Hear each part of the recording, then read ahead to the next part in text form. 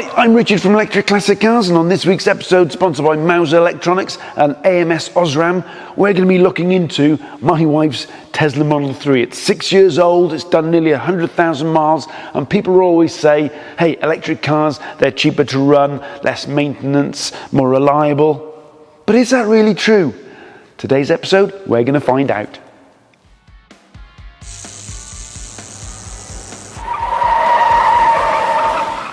Now this is the Tesla Model 3 Standard Range Plus. What the plus is, I don't know. Comments below. What does the plus mean? Why didn't they just call it the Standard Range? So this is the base model of the Tesla Model 3, and we bought it back in 2018 when it had first come out. The only ever new car we've bought. And over the 6 years and 100,000 miles, it's not had an easy life. I mean, we've got young family, or certainly younger back then, and a dog, and it's got hammered, quite frankly. And now I was already 4 years into electric car ownership with my converted classics. So this was the first electric car foray for my wife. Prior to this, she had a really cool VW Beetle Turbo, silver edition or something like that, I think it was. So how's it fared over the years? Now let's start with the wear and tear side of things. I've not washed this car. Well, it's not my car, it's my wife's car. Have you ever washed a car? Yeah, I wash my cars. Oh. But, you know, it's not for me to wash this car, is it? I don't know. But wear and tear wise, you know, a lot of people say, oh, Tesla's, you know, poor build quality and stuff. And that may have been true. We're in the very early days. But as far as build quality and ruggedness, if you like, of this car, it's fared really well. I mean, you've got the usual damaged, you know, what are they called? Hubcaps? Hubcaps, yeah. Wheel trims. They're called wheel trims, Tim. Hubcaps. Well, they were in our day, in the old day, yeah. But wheel trims, I mean, it's been curbed a few times, but the original ones are still on it. External-wise, oh, there is one thing. Come over here. We live in mid-Wales, and we... All right, no need for that. We live in mid-Wales, and there is one stupid animal around here, which is the dumbest animal in the world. And whenever there's a car near, it will literally just jump in front of it to commit suicide. I'm talking about... Pheasants. Pheasants. Because whenever there's a car coming, it likes to dive in front of a car and do things like that. So there's a pheasant hit right there. It's pushed this light in. That's pretty much it, really. Other than that, it looks really good to me. I mean, I'm pretty sure if I did a reach around, wink wink, and pushed that back, it would probably clip into place. But there's nothing else hanging off. Nothing else. I mean, 6 years of ownership, 100,000 miles. Interior wise, so it's, you know, the bolster hasn't ripped or anything like that. I mean, it's fine. It's still like a new car in here. Hasn't got the new car smell anymore, thanks to kids and dog. But there's nothing really broken in here. There is only one thing I'm aware of that is broken over the years, and that is, if we go around the other side, Tim, if you can follow me, there's one thing I remembered that did get damaged a couple of years ago, and it's that button there. So, I mean, there's a little... What's that, for the seat? Yeah, there's a little plastic thing here. I think one of my kids, you know, was getting in and stepped on it, or they kicked it or something, but there's normally a plastic button this way, but it still works. Still goes back and forth. It just hasn't got the plastic button that... So apart from a pheasant and a child damage, deliberate damage, there's nothing's fallen off? No. That's pretty good.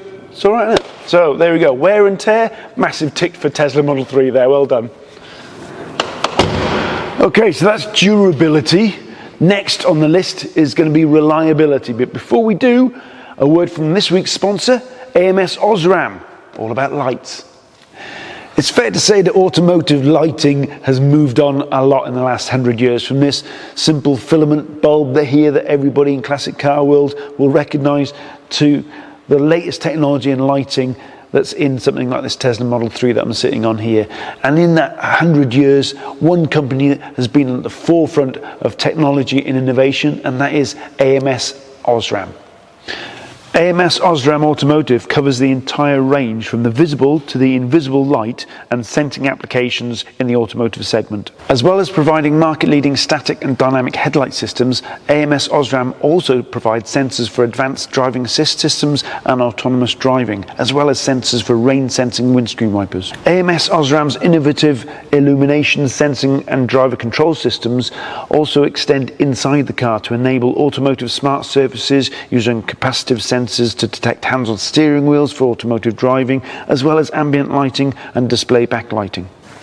Now, if you want to find out more about AMS Osram's market-leading technology in sensors and illumination, go to the link in the description or go to mauser.com. Also, we'll put that link in the description. And on that note, back to the Tesla Model 3.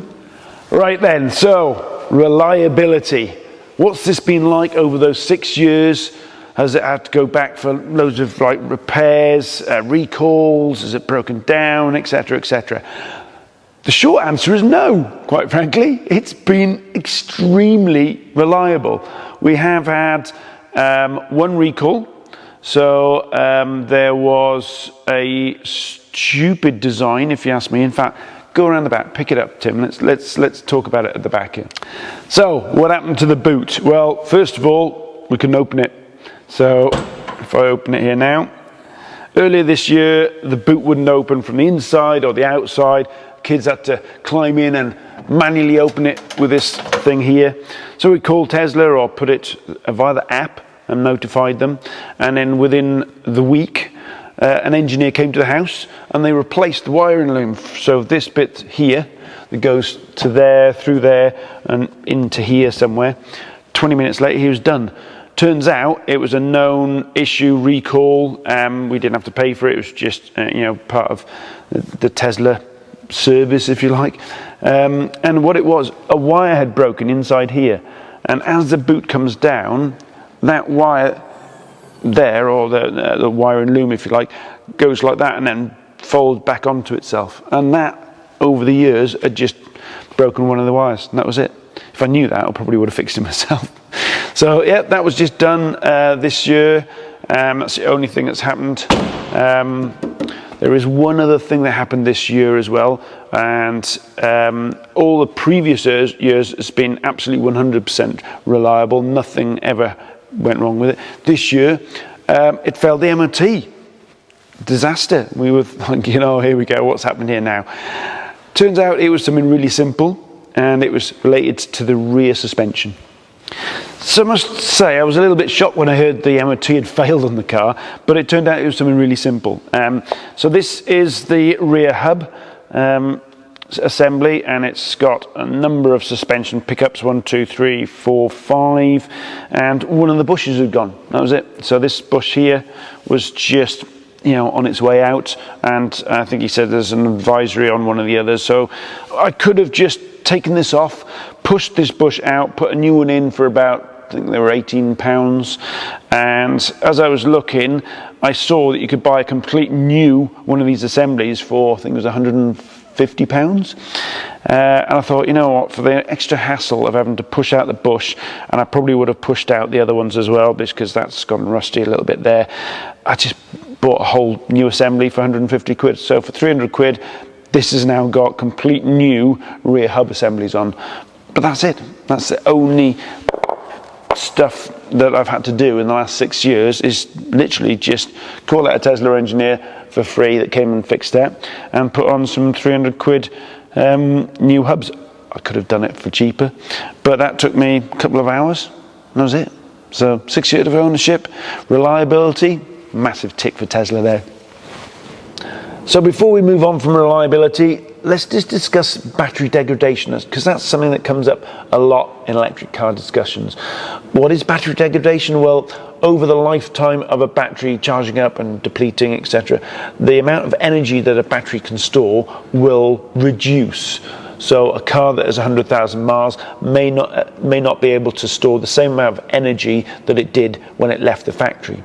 So this is something that comes up a lot. So when it went, this car went for its one and only service last year, I asked the guys to tell me what's the battery degradation at, how much energy can my battery in this Tesla still hold. So they did this test where essentially they depleted the battery all the way down, and then they charged it all the way back up, and they essentially counted how many kilowatt hours went into the battery, and the figure was 12% battery degradation. So this car has 12% less range, if you like, than it did when it left the factory 6 years ago. And bear in mind, this is a 100,000 mile car. The average, car that gets scrapped in the UK is around about 123,000 miles. So I think this would be absolutely fine to do 200,000 miles. You've got, I would say, somewhere around about, I think it's 12 to 20% battery degradation you'd expect to see on a 200,000 mile Tesla. So I think that's pretty good. And there's Teslas out there, aren't there, that have done 250, 300,000 miles? Oh yeah, and they're still in use. Yeah, absolutely. Yeah. Lots of taxis, for instance, are really high mileage cars. But if you have a 200,000 mile Renault, or what's yours, a Vauxhall, isn't it? Astra, yeah, which has done 100,000 miles, and every mile from now on is a bonus. There you go. I look at it. But let's say you kept that for 200,000 miles and the engine went bang. Would you contact Vauxhall for a brand spanking new Vauxhall engine to put in it? No. You go to an engine reconditioner or a scrapyard with a low mileage engine, or you just scrap it. At best, or I'd scrap it. Yeah, scrap it, exactly. Yeah. There you go. But if you did want to replace the battery on a Tesla Model 3, and people say, oh, if you need to replace the battery after a few years, obviously you don't. The facts don't agree with those opinions. But if you did want to replace the battery, a quick look on eBay now shows a good low mileage battery replacement for this is anything between £3,000 and £4,000. So if you did, after 200,000 miles or plus, wanted to keep the rest of the car's good and replace the battery, it doesn't cost £20,000, £30,000, as some people say. It will literally just be, £3,000, £4,000, £5,000 probably plus labour. So there you go. Battery degradation so far on this is 12%. Right, let's talk about money. How much has this car cost us in 6 years? And I've got my maths teacher glasses ready. We're going to break this down into 3 sections. We're going to cover fuel costs, we're going to cover depreciation, and then we're going to cover all the other running costs, if you like, as to parts, servicing, etc., etc. So let's start then with fuel costs. Now this is an easy one for me because I can go into the Tesla app and I can go down to charge stats down here, and it will tell me everything I need to know about the charging that we've been doing in the past year, previous years, etc. And it breaks it down to home charging, superchargers and other charging. Obviously we put our home energy rates in there, and obviously for us again it's cheaper to charge at night time, and it takes that into account. So this is a true representation of how much it's cost to charge this car. So far this year we've spent £742. We've put 3,000 kilowatt hours into it, but in addition, it also compares it to a petrol equivalent. So if we had a petrol equivalent car, it would have cost us £1,582 this year, compared to us spending £742 on the Tesla. So essentially we've saved £840 this year. If we go and slide it this way, we can see how much it was for the previous year and previous year. So we can go through right the way back to when we bought the car. So for what's yours? This is 2023. We've saved £2,375 in fuel. Now, give me a minute, and I'm going to total up all those figures and put it on the screen for you. Okay. The results are in. I've totted all the fuel savings up now from the year that we picked it up to right now, and the amount we've saved in fuel by having a Tesla Model 3 compared to an equivalent petrol car is, Tim, how much do you reckon we've saved? I reckon about £1,000 a year, so £6,000 I say. £6,000? You're miles off. This car has saved us £13,190 in fuel over 6 years. And actually, To be honest, it's probably higher than that we've saved, because the Tesla app isn't clever enough to take into account the fact that we have solar panels at home and charge quite often in the summer off solar. But even if you didn't have solar panels, £13,000 of fuel savings in 6 years is a lot. You impressed by that, Tim? I am. look at the shock on Tim's face. If only I could turn the camera around. I'm doing and the see his maths now and see if I can buy my next car. Exactly. So there you go. You could have afforded your next project car with that, right? So, yep, I think that's a fair bit of chunk of money. Right, so now we've been looking at depreciation, and for the past half an hour, I've been poring over Auto Trader and mainly trying to keep Tim off it from looking at, what was that car? Alpine A110s. Alpine A110s, desperate to buy one. But what we've been doing is we've been looking through Tesla Model 3s. So we've been looking at any car compared to a Tesla Model 3. I've narrowed it down to an Audi A4, BMW Series 3 and a VW Passat, similar kind of size, £38,000 purchase price when new. 6 years old and 100,000 miles, and in short, the depreciation of the Tesla is very comparable to those other cars. For instance, I've got depreciation on average for the Teslas is around about 60 to 65%, the VW Passat 60 to 70%, BMW Series 3 55 to 60%, so BMW depreciates less, and Audi A4 around about the same as the BMW. So depreciation is pretty much on par with, say, a Volkswagen Passat, I'd say. And lastly, we're going to cover off general running cost, if you like. So we'll start with tyres. We've had 2 sets of new tyres, obviously 3 sets overall because there was tyres that came from factory. So 2 sets of tyres I looked up in the folder at home last night, £1,200 for tyres. Road tax. Now, road tax, we've had 5 years of free road tax because it's an electric car. This is the first year we've had to pay road tax because the taxation has changed. £195, and that was for this April going forward, I think it was. How much is your road tax on your lowest, Tim? No? Oh, nearly £400. £400? Yeah. Why? I think it's something to do with the emissions, isn't it? All the emission numbers nuts. On it. So road tax for this is £195 currently per year. What else would there be? Service costs. So it's gone for 1 service last year, end of last year, and I looked at the figures last night. It was £340, I think it was, as far as what it covered.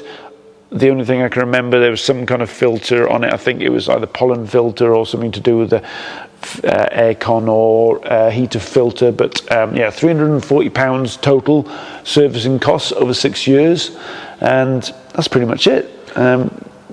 That's running costs. Obviously, we covered the parts cost before with the suspension arms that I replaced. But yeah, that's pretty much it. So what's that? 1,000.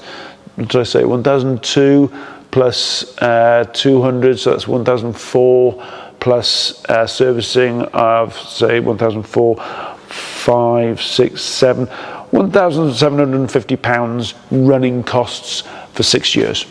Well, that's considerably less than a petrol car, because you'd be looking at an annual service. Yeah.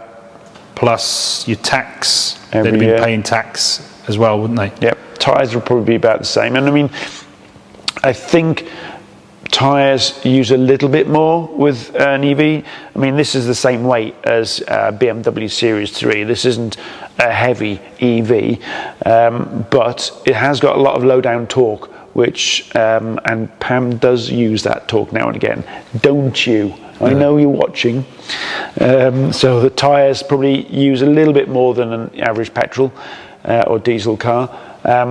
Brake discs and pads, absolutely fine still at 100,000 miles, because obviously with an EV you use a lot less braking because you've got the regenerative braking of the motor. So yeah, I think that's pretty good as far as running costs for a car, 100,000 miles in 6 years, 1,750. I'm happy with that. Now, Tim posed me a question earlier, which is, do I regret buying this Tesla Model 3 6 years ago for my wife? And the answer is a definite no. I do not regret buying it because it's been such a fantastic, reliable family car. It handles great. It's got really good safety features in it. Performance is amazing. So no is the answer to that. And we would definitely buy another Tesla Model 3 if it came to it. But the numbers don't lie either. So when we've done this exercise in the last few days and we've crunched the numbers now, it's quite shocking how much a car costs over 6 years, whether or not it is a Tesla Model 3 or an equivalent petrol or diesel car. So here are the numbers. I've totaled them up. So we've totaled up the fuel costs for this car over the 6 years has been 8,100 and some odd pounds, depreciation around about £25,000, running costs around about £2,000. So in short, we're looking at something around about £35,000 this car has cost us over 6 years. That's a lot of money. But if you compare it to an equivalent petrol or diesel car, that's where the numbers start to get scary. So fuel costs for a petrol equivalent car, it would be £21,000. Depreciation, as we said before, it's pretty much similar, around about £25,000. Running costs. So I gave Tim a little bit of homework to do the other night, which was, and because I know Tim is very fastidious and collects all his receipts and puts them in a really neat little folder, don't you? I wish. Yeah, but you had them all, didn't you? I had all the numbers, yeah. So I asked him to total up for his Vauxhall how much that car cost him as far as running costs are concerned over the past 6 years. And he came up with a figure of £4,100. That was including servicing, tyres, parts. What parts have you had to do on that car? Not a great deal. It's been pretty good, but it's had a few little bits, wheel bearing, drop link, suspension. Mount. So £4,100 was the number you came up with. So if you total that all up, you need to be sitting down for this, mate, because I know what you're going to do. You're going to turn this number into what car you could have bought.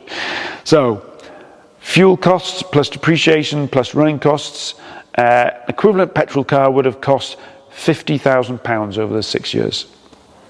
That's quite scary, isn't it? £50,000 to run a car for 6 years. Wow. See, what car could you have afforded for that? Well, yeah. What's the car you want? Alpine. How much are they? About £50,000. There you go. So, £50,000 for an equivalent petrol car over 6 years, £35,000 for the Tesla. So, what's that? Around about £15,000 cheaper to run the Tesla Model 3 over those 6 years and 100,000 miles. Now, is that a surprise to you guys out there? And it's a question to all you EV owners, no matter if you've got a Tesla or whatever EV, are you seeing similar sort of like figures? Are you getting similar savings per year, or if you crunch those numbers back, are you seeing similar things? And petrol diesel owners that haven't yet converted to EV, are you shocked by that? Do you think we're slightly high, slightly low somewhere? Let us know in the comments below. We always read your comments, and it's always interesting to do so. So on that bombshell, as they say, I think it just leaves us to thank our sponsors for this week's episode, Mauser Electronics. Go to mauser.com for all your electronic components needs, and to AMS Osram. And I hope you enjoyed this episode, and we'll see you on the next one.